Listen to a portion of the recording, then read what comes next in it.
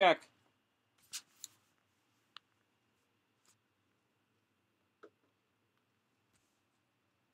Testing. Testing 1, 2. Just checking to see if you guys can see me. I am now on a horrible laptop trying to make this work. So let me know if you can see this. And we'll get started here. Now, let me tell you what it's like to live in a small town before we get started. I am just a sweat ball running around trying to get signal. I live in a little town called Kindred, North Dakota. We are 30 miles out of Fargo. I have no AT&T signal out here, nothing. So when we drop Wi-Fi, we have nothing. So it's 1 minute to go live time. I got everything set up. I got this whole awesome setup I was going to show you guys, talk about home recording, show you all my stuff. And then our internet goes out. So my wife, who also works from home, she comes down, she goes, well, what's going on? Like, where's the internet? Literally, I was pushing the go button to go live. So now we don't have any internet. So I'm running around out in the streets with my laptop that doesn't have data and my cell phone trying to connect a hotspot.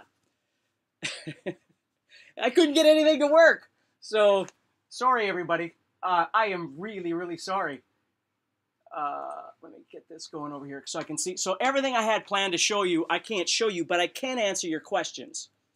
So, and just so you know, in not even 1 hour now, if our internet actually stays going and I can get everything working again, it's now 10:24 my time. So at 11 o'clock, I'm going live on the Steve Stine YouTube channel doing the same thing. So you can go over there, but I'm going to stop talking and let me try and answer your questions, okay? So everybody, I am so sorry. I'm sorry I'm a sweaty mess now. I've been running around for 20 minutes trying to get this stupid thing to work, and it wouldn't work. So let me get that out of there, and let me answer any questions you got. So here's the deal. If most of you know, I've been working on this home recording course for almost a year. And what I did was I went and did some polls and went, on YouTube and Facebook and things, and we're asking people if they'd be interested in doing a home recording course, which is very different than what I've done before because it isn't me teaching you how to play guitar. But what it does is it teaches you step by step. Let me show you. And again, you're on this little thing, but many of you probably know what an audio interface is, and I am going to watch. I'm watching the text there. Ron's a funny guy. So I teach you how to do everything. Like, I get people that will ask me, well, how do you get your guitar plugged into your computer? Or once you get your guitar plugged into your computer, how do you get sounds from it? How do you get guitar sounds from it? That's what this home recording course is all about, is teaching you exactly how to do this step by step. And not forcing you to spend a bunch of money buying really expensive gear and really expensive software. Part of the reason why it took me a year is because I started like 5 or 6 times. I started this course and then I scrapped it again. Because I wanted to make sure that it made sense sequentially to you. And I wanted to make sure that you weren't having to go out and spend a bunch of money on software and things like that, whether you use a PC or a Mac or whatever it might be. So I wanted to make sure that everything was compatible, and you don't have to, as far as software goes, you don't have to buy anything. Everything that I found was either a trial, free, or a demo that you can get. So I don't want to just, we're running so low on time the way it is. I want to make sure that I answer any questions, okay? So let me get to your stuff, and thank you. I see some of you are totally understanding. Paul says, are you teaching smartphone recording? Sort of. Okay, and here's the big thing I want you all to understand is if you buy the home recording course, one of the best things that's going to come with it is once a month, we're going to meet and talk about home recording. We're going to talk about stuff, okay? So it's a masterclass, so I have all my masterclass people meet, and I think this is going to be really exciting because, as Paul is saying up there, I can see the chat up there. As Paul's saying, can you use your phone, for instance, for decent recording? And there are lots of things. And as a matter of fact, you guys can write this down too. There's an interface that you can get from IK Multimedia, I think it is, and it's called the Irig. And I don't have it in my room right now. But the Irig comes with a bunch of different adapters that you can plug into a PC, USB, or a Mac, or you can plug it into an Android, or you can plug it into an iPhone. It's got the lightning cable, all those things. So it's not the perfect interface. Maybe I got one that's kind of twitchy, because sometimes it'll work really good and sometimes it'll work okay, but I've had mine for a couple years too, so it's possible that it's just kind of wearing out. But what makes it so unique as opposed to other devices is that it can run on batteries, so you can bring it, like I used to bring it on the road all the time, but you can plug it into just about anything. Where, let me show you, go back to this one. This is the one that I primarily use when I'm doing my teaching, my videos that you watch and things like that. And this is a UR242, and you can see there, let me find it here, there are two inputs on the front, so I usually run my guitar in one, and then I'll run my vocal in one. But then this one also has a couple of inputs in the back. I'm backwards here. A couple of inputs in the back. So that way I can run like my iPhone or something like that into one of those inputs for doing jam track recording, things like that. So one of the questions that comes up is when you're going to buy an interface, because there really is no other way of getting your guitar into a computer or some sort of device like an iPad or a tablet of some sort. You have to have an interface that's going to take that signal. It's going to send it to that. Okay. So, for instance, this is another one. I actually gave mine to a friend of mine because he didn't have one. So this is a brand new one. But this is a Scarlett Solo. We're going to be actually giving this away. But this is a Scarlett Solo. This one's very cool because, again, it doesn't need to be, if you plug it in USB, it powers itself, but it only has one input. So if you like to do, like, let's say you like to do singing and guitar playing at the same time, you wouldn't be able to do that with that. You could do a guitar part and then unplug your guitar and then plug a vocal channel in and record a second channel, that sort of thing. So hopefully that kind of makes sense to you. I'm going to keep going with some questions here. Tony says, will you be covering both Windows and Mac? I will. Absolutely I will. And that was part of the struggle, was making sure I could find software that you could download for free that would work on a Windows and a Mac. And the second part of this puzzle, which I'm not going to have enough time to get into, but the second part of this puzzle is getting good guitar tones. Like if you're a guitar player, you might have an amp out here that you like. But getting that amp into your computer and getting it to sound good isn't always easy. Like you can't just take a standard, Marshall and just run out of the Marshall and run into your input, because that speaker, if you know anything about amps, if you're running a Marshall head and you run that into a speaker, well, if you eliminate the speaker, it sounds horrible. Not that you'd want to do that, because then you could blow up your amp, right? You need to have it plugged into some sort of load, which is what a speaker is. Now, there are some amps out there now that come with emulated amp outs, speaker outs that you can run in, and there's things like that. And we talk about all that stuff. But the simplest way to go about this is to simply plug your guitar into an interface, run that into whatever device you're using, computer, tablet, whatever it might be. And then once you're inside there, then you need to have some sort of recording software, which we call a DAW, or DAW, Digital Audio Workstation, it's called. Okay, but it's recording software. That's what it's doing. It's taking the signal, you're sending it, and it wants to record it. The last piece of this puzzle that's really important, especially for guitar players, is to have what we call an amp emulation software, okay, which is often referred to as a VST. So you guys might know I've done some videos on stuff by a company called Positive Grid, who makes a product called Bias Amp. And then there's, Guitar-Rig, and there's all kinds of different things out there. And my job isn't to try and sell you any one particular thing, because I'm endorsed by somebody or something like that. My job is just to try and show you how it works, and then you decide what you'd like. So I actually got a hold of Positive Grid, and I said, look, I would love to use your stuff in this home recording course, but I can't have people buying your stuff. They need to be able to try it. And they said, well, how about if we make a demo version? So they did. They made a demo version of all their products and gave me the links, and those are in there as well. So again, my point is that if you've learned stuff from me before, I try and really break things down so you really truly understand how it works. But there's always going to be more questions, because this thing never ends. Like, I've been doing home recording for 15 years now, And there's always new software, and there's always new hardware, and there's always new gadgets. Like while I was at GearFest this year, Sweetwater's GearFest, I bought this thing from Shure. It's called an MV88. And basically what it does is it plugs into the lightning input of my iPad or my phone or whatever, and it's a microphone that pops out of there. Because when I'm on the road and I want to go live and I don't want to bring all my stuff, I just would like to have something better than just the built-in microphone. So this kind of goes back to Paul's question. I'm going to get to your other questions here. This kind of goes back to Paul's question, could you use just a phone? Yes. Now the MV88 isn't in the home recording course because I literally just bought it. But this is stuff this is why we would meet every month, afterward, is to talk about these things. So if you're going, look, all I have is an iPad, or all I have is a tablet of some sort, and I want to run something better, or I want to be able to plug into that, I'm going to help you with all that kind of stuff.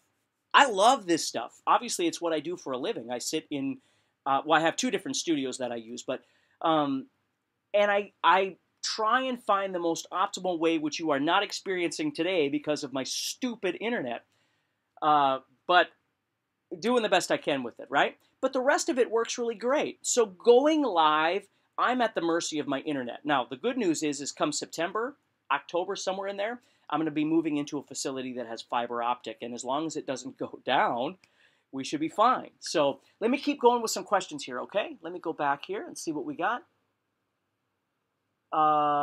Is it an Apple product? Well, the home recording course works with both PC and Mac, and I talk about both those. And like I said, the big thing is that I found product that always works with both. So there's nothing that's PC only, and this is why it took me so long to do this, is because I would really like a particular product or research a particular recording software, and then find out it was missing something, or find out you had to have what's called a dongle, which is this thing that plugs into the computer. Well, I don't want you going out and spending $100 on something that you may not want anyway. So I kept trying to find the best things that were A, free or trial or demo, and B, were easy to use on the front end. They all get crazy complicated on the back end. But something where you could literally just plug in, open a channel, start recording, and make your own jam tracks, record your own songs, record you with somebody else. You guys probably know I do a lot of stuff with my daughter. We play music and do stuff. So this is what we do. I run a channel for my guitar, I run a channel for her voice. We do some recording, throw a video in front of it, and go. Okay? Let's see here.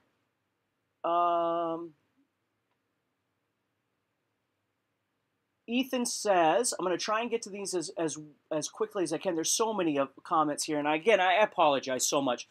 Hopefully at 11 o'clock, I'm going to be able to, which is 25 minutes from now, I'm going to be able to go live on the Steve Stine channel, and we're going to have a little more time, but I'm going to do the best I can. So we'll see what happens here. So let's see here.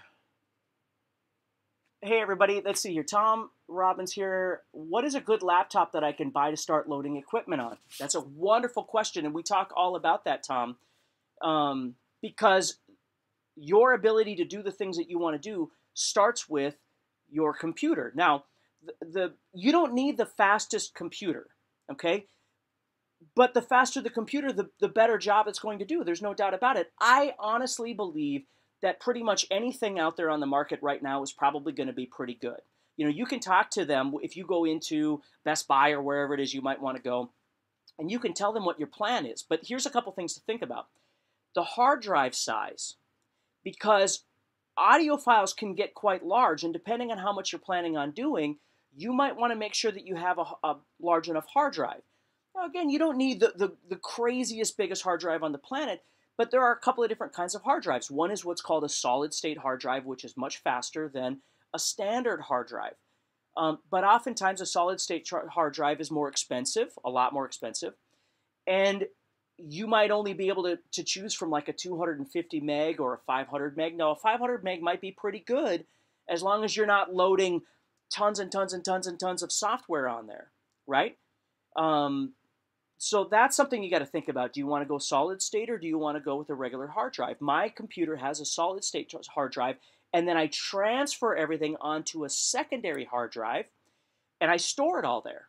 So that way, when I'm done with all my stuff, I store it over on a secondary hard drive, and it keeps my solid state drive relatively clean and keeps space there. Another thing you want to think about is the amount of memory or RAM you have in your computer. Some only come with 4. For recording and things like that, it's nice to have more. You know, you might be able to get into 8 or even 16. So, I mean, if you looked at a computer for, you know, $800, again, I'm just throwing a number out there. I haven't bought a computer in quite some time, but you'd probably be able to get into something that does a pretty decent job. The big thing you want to think about also is the kind of plug-in that it has. Does the computer have enough USB inputs for what you want, right? Where, you know, like my Mac that I'm on right now only has 3 USB inputs, and that's okay. But my desktop, which is over here, has like 12. My desktop also has SpeedIF, which is another kind of input. It also has FireWire. It has all of these other things. So what I'm saying is, maybe before you buy the brand new computer, maybe you start learning a little bit. Like the home recording course starts off with this. Here's what you need. Here's what you need to think about. And then let's think about what we want to do. And like I said, while I was at Sweetwater, I already talked to those guys that they might be getting phone calls from some of you. So we need to be able to provide them with what they need, not more than what they need. You know, be able to talk to them and find out exactly what they need. And again, this is what the monthly thing is going to cover too, is making sure that you don't go out and buy a computer and then you wind up with the wrong inputs, or you buy an interface that doesn't have the input that your computer has. So these are things that we need to know. Okay? Brian says, done that hotspot thing. That's right.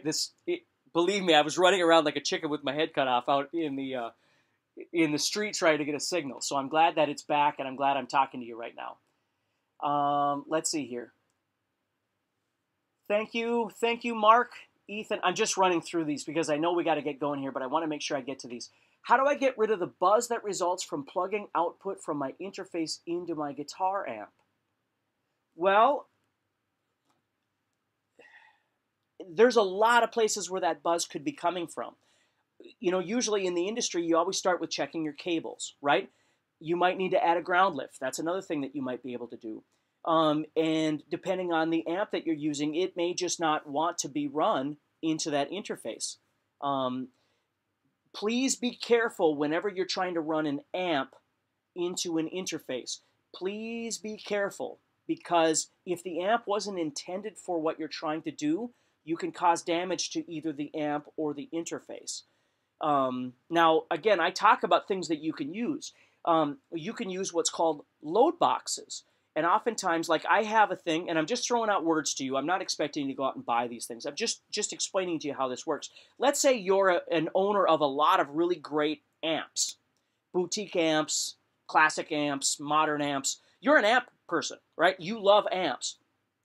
So you buy all these amps. You've got great amps, but you have no way of getting those amps really into your computer because your amps aren't set up for that sort of thing. They're not multifunctional like that. They're just great boutique amps. You can buy, there's a product out there by a company called Universal Audio, and it's called an aux, O-X. And this thing is meant for you to run an amp, a real deal amp, into it, and then you run out of that aux into your interface. Now, within the aux as well, it comes with software that you can put on a Mac or a PC or an iPad or a tablet or whatever it is you run, where you can then choose what kind of speakers you want, what kind of mics you want, where you want to place those mics. So the aux is going to allow you to emulate whatever speakers you want. So let's say you're a greenback fan. You like Celestion greenbacks. You can choose those. Or creambacks like Randy Rhoads used to use. You can choose those. Or if you want something other than Celestion, they have all kinds of different stuff. That is the solution for an amp enthusiast that wants to run their stuff into an interface. And I talk about all that stuff as well, obviously. But sometimes I do that. I have amps that are meant to run into an interface. I have amps that are not, and I use the aux. And then sometimes if I'm in a hurry, like I was going to do today, instead of trying to run all this fancy stuff, I just run software. I just plug into it. I run software. It's super easy. It sounds killer. and I'm done. So that's some other stuff that you can do as well. Okay. Hey everybody. Again, I'm trying to get to everybody's questions as best we can. Tony says, will it be covering Windows and Mac? Yes, I will, for sure. And again, if there's anything that you specifically feel like is missing from the course that you have questions about, that's what the monthly meetings are about, is to make sure we get those questions answered. I don't have all the answers to everything. I'm not a recording guru. I'm a home recording guru. I do this all day long, all the time. You know, when it comes to what level of limiting and mastering and engineering, blah, blah, blah, I hire people for that, and I talk about that too. Okay, I talk about what I can and can't do, and I talk about what situations come up where I can't do things. I'm not a producer. Okay, I write my stuff, and then I send it to an engineer who then engineers who does all my stuff, and then oftentimes that person will either do it or know somebody who will do the mastering. So the CDs and stuff that I do, that's the process that everything goes through. So you know, there's a lot of different things that you can do, but the stuff that I do is good enough for YouTube. It's good enough for Facebook. It's good enough for jams and demos and all those kind of things. And I'd be willing to even say it's better than that. I can put out some good stuff. Is it CD quality that's going to go on the radio, if there is such thing as a radio anymore for us? No, but then that's when I hire someone to step in at that last level and go, look, can you take what I've done and make it sound really big? And that's what they do, okay? So this course isn't going to go into great detail on mastering and engineering and limiting and compression and all those things. Maybe I'll do a course or hire someone to do a course above and beyond that from here, but that's not what this course is about. This is about, here we are at step one. How does this stuff work? How do we get stuff in there? How do we make good sounds? How do we record? How do we multi-track? How do we mix down? All of those kind of things.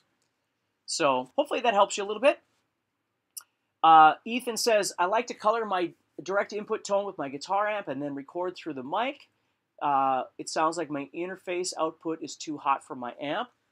And that does sound, that's one of the issues with running, of course, a mic, which I try and stay away from at all costs in my situation, because oftentimes I'm talking and playing, and I don't want my voice to be picked up by the microphone that would be in front of the amp. Plus, then I'm at the mercy of the volume of my amp to be run through the microphone, through the interface. Because with a lot of amps, the louder they are, the better they sound. Well, I can't always be that loud. I actually don't always want to be that loud. I mean, on the floor there is an amp, right? And I don't want it just screaming at me, so that's why I always, as a matter of fact, run direct. Now, if I was recording, like if I wrote a song and my band was going to record it and those sorts of things, again, we'd probably go into a studio where this particular thing is going to happen. But in my studio, I don't do that. Oftentimes, it's got to be at a normal level for me to be able to record. So, and again, the aux that I was talking about can do all these things. It can take that load. You can turn the amp up as loud as you want. And then with the aux, you can bring it back, bring the output volume back. So the aux is taking that maximum volume that you want to give it, but you can load it down on the front of the aux. But then what you're sending to, you know, your sound guy or to your audio interface, whatever, you're giving it that sound of that loud volume. Okay, it's just not as loud. I mean, you can dial back the volume, but you're pushing the tubes and all that stuff the way you want to. That's what makes it such an amazing product. Okay, Jose, I think it says Jose. I'm trying to read from far away here, and my contacts suck. I have a guitar link. Perfect. I'm a crappy guitar player. I'm way off recording. Mark says, you're not a crappy guitar player. You're just where you are in your journey, and that doesn't mean that home recording can't be fun. That doesn't mean that you can't come up with ideas. I don't think of REM and go, oh man, that guitar player is an amazing guitar player. No, but he's an amazing songwriter, right? Those guys write songs. It can't always be about how fast we can solo and how great our technique is. Think about how many amazing songwriters there are out there. That Bob Dylan, I wouldn't consider him an amazing guitar player, but I would consider him an amazing songwriter. So the world doesn't have to be full of amazing guitar soloists. The world can be also full of amazing songwriters, amazing singer-songwriters, all kinds of different things. Okay? So don't sell yourself short. Okay. Can you give us an average price of the basic home recording system? To be honest, I don't even know what the price is. But I know if you click on the link, I know the guys are putting all the information together and they can let you know, because if you click on the link, they'll send you information about it, and then you'll be able to determine whether or not it's something you're interested in. I think they're doing like a 6-month pay, but I can't guarantee that. I don't work on that end of things. I just work on this end of things. So they'll be able to tell you that kind of stuff, okay? Mike says, hi, Steve. Hi, everybody. Oh, so 2 inputs in the solo. Is that right? Oh, yeah. No, he's right. Thank you. Thank you for clarifying that. 2 inputs in the solo. So you've got 1 input here for guitar and 1 input here. Let me see if I can point to those. 1 input for the guitar, 1 input for the voice. Right there. Okay? So you can't run 2 guitars, as this is an XLR input, but you could run a guitar and a voice in there. Thank you for clarifying that. I really appreciate that. The solo was something I owned, and like I said, I never used it because I use this one most of the time, and so I gave it to a buddy of mine. But I know they're very easy, and they don't require a lot of setup, and that's why I got some to do a giveaway with, so we can give some to people. As a matter of fact, we're giving away one of the ones I use too. So by the time you watch this, you know, I mean, it's live, so we haven't given it away now, but once somebody watches it again, I'm sure they'll be given away by then. But we're giving away different interfaces, and then whoever wins will be able to choose which one they want the most. Like I have another another audio interface that we're giving away, which is a 16 channel, but I don't know if we've already given that one away or not, but that one's a Thunderbolt and Firewire, so it's not for everybody. It might look wonderful because it's big and fancy and all that kind of stuff, but it's not practical for someone who's just getting started. Like the ones I just showed you are perfect for somebody that's just getting started. Okay, let's see here. Yeah, I have Zoom 225 or 2Z5. I can't see that with my contacts, but won't work with the Windows 10. Yeah, see, that's the problem. You want to make sure that what you're buying is compatible with what you have or what you're planning on having. It's really important, guys. So please just be aware of that. And again, that's what this home recording course is trying to help you with, is understanding what you've got or what you want and why you want it, instead of just going out and spending a ton of money on all this stuff like he's talking about, and then it doesn't work with your stuff anyway. You got to be careful with this stuff, okay? Let's see here. Yeah, and I see, you know, a lot of people are talking about different things, you know, different drivers and different software, and that's exactly it, is we all have our opinions on what works. Like somebody had mentioned ASIO for all, which is a great driver if you need it. You know, with the stuff I just showed you, it doesn't need that. I mean, you're looking at near zero latency the way it is. Like literally when you plug in, latency is the amount of time it takes from when you strum or when you hit a string to where you hear it from the speakers. And back in the day, 10 years ago, latency was a huge issue. Now when you buy these products, there's near zero latency. So literally, it's no different than having your amp, you know, playing through an amplifier, and the amplifier is 5 feet away from you or 10 feet away from you or whatever it might be. So it's pretty amazing. Technology has come so far, and there's just so many great products out there. So anyway, guys, I got to get going. I hate to run, but I got to go. I'm going to try and get ready for this other one. If you want to join me over there, I will keep talking about this, and you keep asking questions. And I'm going to have my laptop ready in case I need to go this way, but I'm going to try and do the other one and see if I can make it work. So hopefully I'll see you in just a little bit. Please take care. Stay positive. Click on the link that's down in the description if you want to learn some more about it. Tom is out there, I think. Derek is out there to help you answer some questions. And I'm going to get ready for this next one because I'm going to need the time. So take care. Talk to you.